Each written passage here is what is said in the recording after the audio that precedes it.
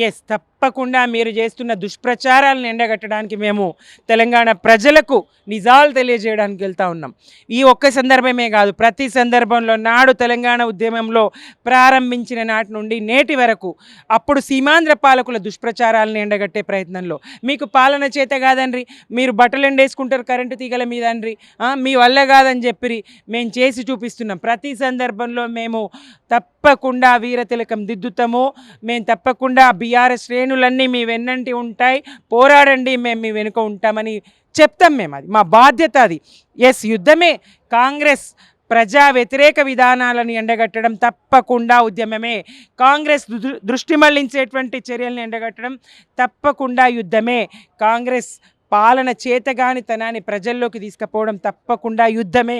ఆ యుద్ధానికి వెళ్తున్న క్రమంలో తప్పకుండా వీరతిలకం దిద్దుతాము, తప్పకుండా వెన్నంటి నిలబడతాము, విజయం సాధిస్తాం, ప్రజల్లో మేమేంటో చూపించుకుంటాం.